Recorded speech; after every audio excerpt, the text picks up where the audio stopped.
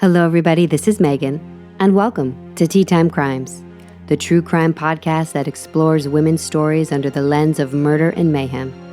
Each week, my co-host Alana and I delve into the psychology of killers, the strength of survivors, and everywhere in between. Wait, what? I thought this was a tea podcast. Oh, yeah.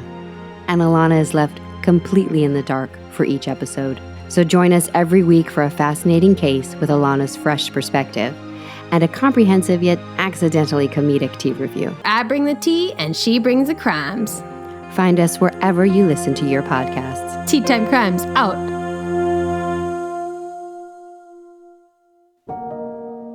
It is said that we have only explored about 5% of the oceans.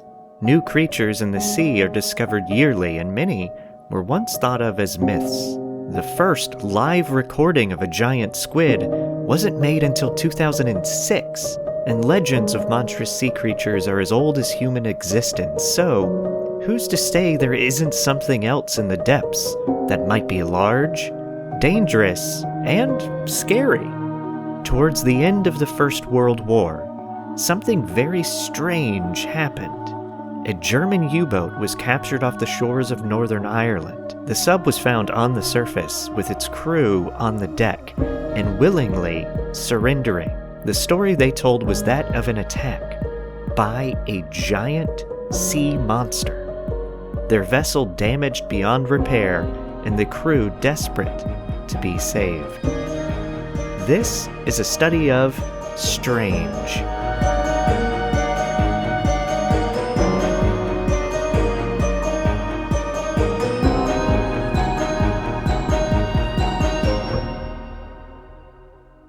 Welcome back to the show where we dive into the depths of history's mysteries, and today we travel down, or actually should say, we set sail on the dark waters to uncover the chilling tale of SM UB-85, a German U-boat and its encounter with the sea monster during World War I.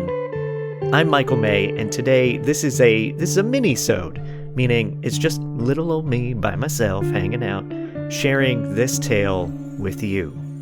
So let's get right into it. The ocean is vast, and honestly, even to the modern mind, its size is unfathomable. It's no surprising that the ocean has been the source of fears and fantasies for millennia. Now, our tale tonight merges the grim realities of a world war with that timeless fear of what lurks beneath the waves. On April 30th, 1918, off the coast of Belfast, Northern Ireland, the British patrol ship HMS Caropsis stumbled upon a stranded German submarine, SM UB-85. The U-boat surrendered without resistance, which was very unusual during the war. The crew of the 85 were found scared and taken aboard the patrol boat.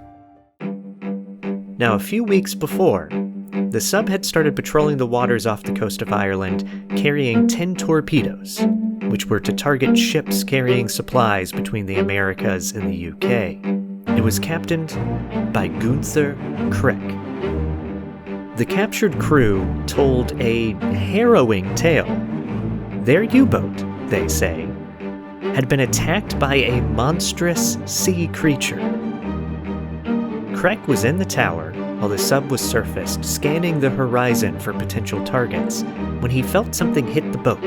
He looked down and saw a creature with large eyes, a small head, and massive jaws, and it clung onto the vessel, causing it to list dangerously. In desperation, the crew fired upon the beast with their sidearms. The creature grabbed the deck gun, and it wouldn't let go. Eventually, they succeeded in driving it away with their guns, but it left the U-85 damaged and unable to submerge. After the crew was off the vessel and in the hands of the British, the sub was purposefully sunk. The story, while fascinating, was met with skepticism, as you can imagine. Was it a concocted tale to cover a technical malfunction or a strategic mistake? Like the captain felt embarrassed that he hadn't succeeded in his mission, so he created this story. Or perhaps the stress from the terror of the war affected the minds of the crew. in the early 20th century, sea monster stories were still common. I mean, even today, legends about the seas are believed in small circles. But in 1918, there was still a lot of ocean rarely explored. This is only 1 year after one of Ernest Shackleton's expeditions sailing to Antarctica. Long story short, belief in sea monsters was much more prevalent at this time. At least, I'd venture to guess that. In a way, the understanding of the ocean was closer to the Age of Discovery a few hundred years before World War I than it is today. The story of SM-U-85 and its sea monster encounter resonates with our modern fascination with cryptids, creatures like the Loch Ness Monster or Bigfoot, whose existence is rumored but unproven. These tales reflect the enduring curiosity about the unknown and the unexplained realms of our planet. The wreckage of SM-U-85 has been discovered today, and people have been trying to study the sonar images and information to see if there's evidence of an actual sea monster attack, specifically looking at the deck gun, which was supposedly damaged by the creature. Kreck's alleged story about the sea monster could not be followed up with because he passed away a year after the war ended. However, an American naval historian, Dwight M. Messimer, has gone through countless records from the Royal Navy, and the files he found contained at least 4 interviews, according to the Daily Mail, with crew members from the sub, including Kreck himself. And this wasn't discovered until the last few decades, I believe.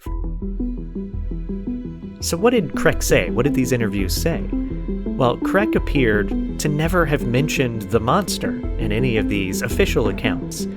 His account mentioned crash diving the U-boat after he spotted the Royal Navy patrol boats. A crash dive is essentially diving as fast as possible under the water. Now you can watch the great German film Das Boot to see an example of that. Quoting Kreck, "The navigator reported the conning tower hatch closed, but as we went under, heavy flooding occurred through the hatch." End quote.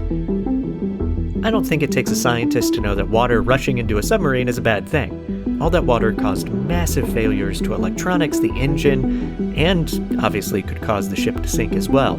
And the air was filling with chlorine gas. The crew had no choice but to surface, and the blame was put on Kreck himself, not just because he was in command, but he had installed a heater, and the way they apparently installed this device caused issues with a perfect seal in the conning tower because of the way they ran cables. So, if that's the case, where did the story of the sea creature come from? That I have not been able to trace specifically. Most articles today reference Kreck telling the story of the monster, but there's actually no record to corroborate that the story originally came from him, especially when the only official accounts don't include a sea monster. There was, however, a bit of an interest in sea monster tales in the 1930s, and it's likely that the story caught on during that time in periodicals, sort of like the Penny Dreadful equivalent of the time, or pulp comics, things of that nature. Though before we write this off as entirely fake and just a rumor that has spread, there are still people that believe the waters in that area are home to sea creatures. Sea creatures that science hasn't yet discovered. Gary Campbell, who runs the official sightings record for Loch Ness Monster, is one of those believers. And there are a lot of strange things in the oceans that we have yet to discover or understand. Thank you for tuning in. Thank you for listening to this mini episode.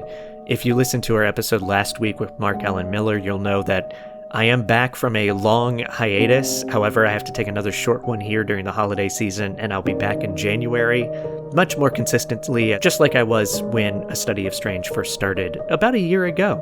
You can find out more about our podcast on our website, astudyofstrange.com. You can follow us on Instagram, and if you want to support the show, please click that follow and leave us a rating and review. That goes a very long way. And you can also see our new Substack, which we're using instead of Patreon, where you can support the show further and get not only exclusive audio content, but now blogs and articles written primarily by myself. There will be some other writers as well coming in 2024. Thank you again for listening. Good night.